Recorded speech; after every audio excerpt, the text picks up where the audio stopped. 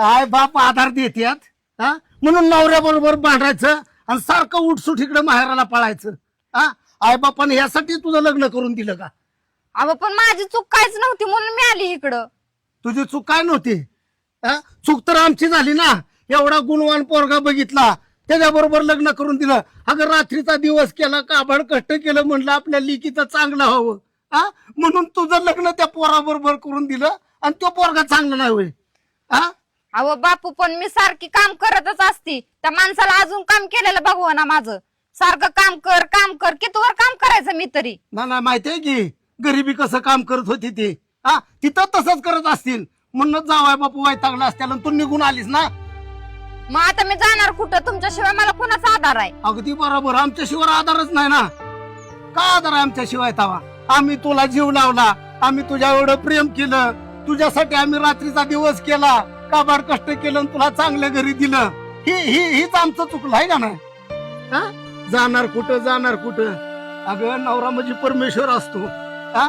परमेश्वराच्या दारात माणूस जातो. परमेश्वर काय मागत नाही पण बळ त्याला हार फुलं वेणी नको ते घेऊन जातो. आणि नवऱ्यानं चहा मागितला, नवऱ्यानं खाया पिया मागितलं म्हणून रुसायचं आणि डायरेक्ट इकडं माहेराला निघून यायचं. ही कुठली पद्धत आली या?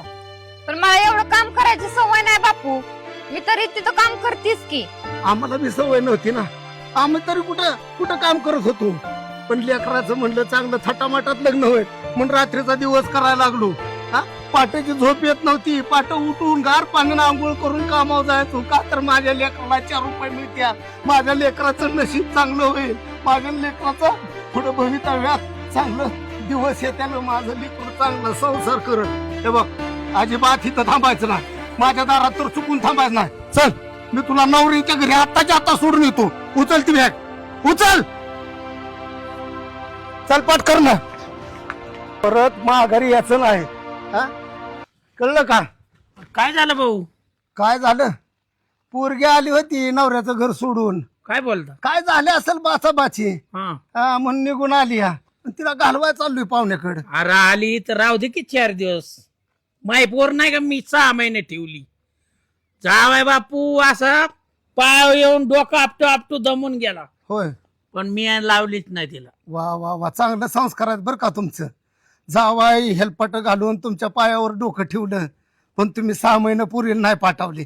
बरोबर का नाही? मग काय? अहो आपल्या धर्मामध्ये आपल्या आई वडिलांची शिकवण आहे की ज्याचं निघावं घर त्याचा करावा संसार है का नाही? म्हण आहे का नाही? बरोबर आहे. आता तुम्ही 6 महिने पुरीला नाही पाठवली त्यामुळं गावातली पोरं मात्र खुश आहे ती बरं का. आपण तसं नाही हो. ज्याची खावी पोळी त्याची वाजवावी टाळी. ज्याच्या नावाचं मंगळसूत्र गळ्यात बांधलंय ना त्याच्याच घरी जीव गेला तरी चालतंय पण माघारी याचं नाही. त्याला बापाची किंमत मानतात म्हणून तर तिला घालवायला चालवली. तुमची पोरगी अजून 6 महिने ठेवा बरं का. हा म्हणजे तुमच्या घरी बी गर्दी वाढेल जराची.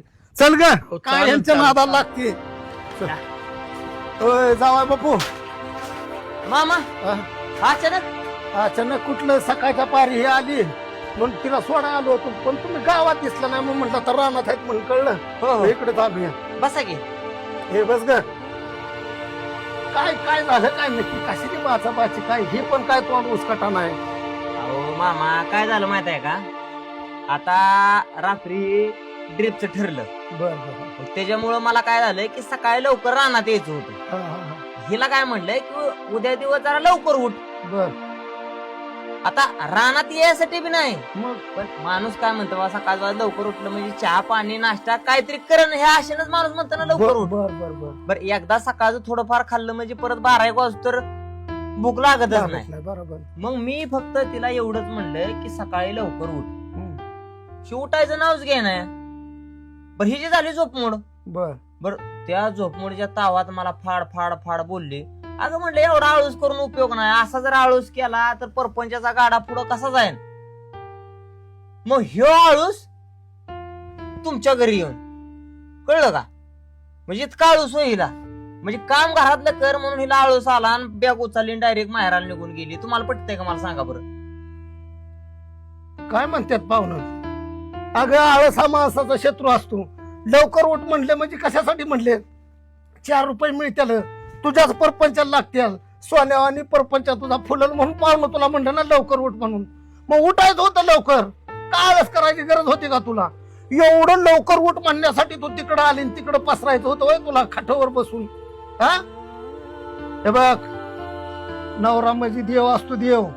हा माळावल्या देवाची सेवा करू नको, पण पती हा परमेश्वर असतो, परमेश्वराची सेवा कर. हा म्हणजे आयुष्यात कुठल्या गोष्टीचं कमी पडणार नाही. आणि प्रत्येक गोष्टीलाच माहेराला येऊ नको. काय जर झालं तरी दोघांना समंजसपणाने मिटवायचं, कळलं ना? जाऊ का मी? चुकलं म्हण पाहुण्यांना. आणि छोट्या छोट्या गोष्टीवर भांडण करू नको. हा जाऊ का पाहुणं? अहो थांबा की, कोंबडा कापतो एखादा, थांबा. अहो काय कोंबड्याला करायचंय तवा? अहो कोंबडा कापायचा म्हणलं की माणसं म्हणतात दारू आणा, मटण आणा. पण मी तुम्हाला शेतकरी आहे म्हणून का दिली? तर तुम्ही निर्व्यसनी आहात. हाय आणि की, निर्व्यसनी असणं ही सगळ्यात मोठी माणसाची श्रीमंती आहे. हाय की. म्हणून माझ्या मी जीवाचं पाखरू तुमच्या गळ्यात घातलं या. हे बघा, चुकलं असेल तिच्या कंठ, एवढ्या बार माफ करा. हो येऊ का? हो हो. नीट राहा.